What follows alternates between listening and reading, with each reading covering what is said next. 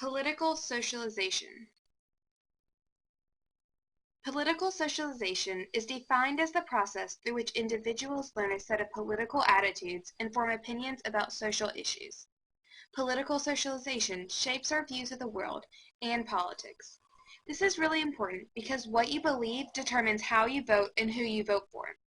The people that are voted into office then make all of the country's decisions.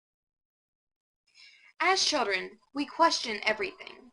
We all go through the phase where we ask why for everything. And who is there to answer our questions? Our families. Parents and grandparents shape what you believe about the world because they are the ones who spend the most time with you throughout your childhood. How they frame the world is most likely how you will grow up viewing the world. When a family eats dinner together, they usually talk about current events, and how the children see their parents react influences how they will act when future events take place. Another major force in political socialization is education. Think about it. From kindergarten to senior year, you spend 13 years in school. During those 13 years, you were taught different philosophies about not only government, but the entire world. Your teachers influence you by what they teach, but the friends you make also influence you. Here at Lafayette, you potentially know 2,000 other students, plus another 100 teachers. Would you know them otherwise? They all come from different backgrounds with different views, so they have a different outlook on life. Your views rub off on them, but theirs also rub off on you, which shapes your political views even more. There are other major influences in political socialization, which include media, government, and religion. With technology as advanced as it is, you can be on the internet virtually anywhere. Think of how that has influenced you. You are probably friends with people on Facebook or following people on Twitter that have completely opposite political views than you do. Reading their posts or tweets and pondering on them influences what you believe. You also live in a revolutionary world in which you have the ability to have any information you want or need at the touch of your fingertip. This is possible through Wikipedia, Google, or whatever search engine you prefer. There's also television. No matter what you watch, certain philosophies and ideas are being shown. If you're watching the news, you can choose between CNN, Fox, MSNBC, etc., and each one offers a different view on politics and the administration.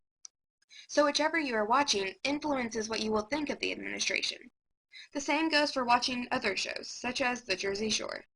Watching this can potentially influence how you turn out as a person, whether that is good or bad. Even if you don't like government class, government is still one of the most influential forces in the world. Politicians change how you view the world, and they make decisions about the country, such as whether you go to war or not. They also change how the rest of the world views the United States. This goes back to voting someone into office who shares your same views. Whether religion matters to you or not, it still influences politics and the government. Maybe your family goes to church twice a week, or maybe your family doesn't. Either way, many religions shape our government's morality. For example, Christianity has the 10 Commandments. One of them says, "Thou shalt not murder." This is an established law in America. On the other end, if you're not religious, but everyone around you is, that also shapes your political views. You are a political machine. Public opinion is defined as the distribution of the population's beliefs about politics and policy issues. Public opinion factors in all of the forces we already discussed. Basically, it's a public consensus about a particular issue. People also shape political trends. These maps show population changing from 1940 to 2000. The shapes of the states is based upon the population in that state. The maps show how the majority of where people live has shifted from mainly in the east to people living in the west and south.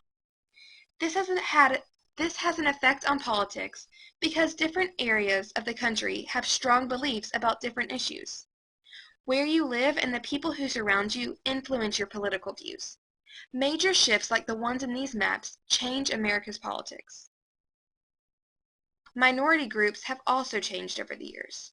Each minority group usually tends to go with a certain political party or group, therefore shaping the political views of the country by who is voted in office. Minority groups are growing, which means their political power and influence is also growing. This means that political parties will have to change. In order to have a voice in this country, you need to vote. Even if you don't want a political position, by not voting, you still have one. You choosing not to vote just allows others to make decisions for you. In order to vote, you need to be at least 18 years old and be registered to vote 30 days prior to the election in most states. Also, you need to be a citizen and resident of the area in which you are voting. You can only claim one state or location as your primary address, and some states don't allow convicted criminals to vote. Be the squeaky wheel. Be heard. Even if it's just a small group, the more active you are, the more people are going to listen to you. Think of the Tea Party. They are just a fraction of the Republican Party, but they are so active in making their position known that politicians have to listen to them. Throughout the years, the voting age turnout has increased, meaning that more older people are voting and less younger people are voting. So if you were a politician, who would you listen to? Obviously the older people, which changes which issues will get handled. Think Social Security, Medicare, things like that. So here's the big question. What do you believe? And why?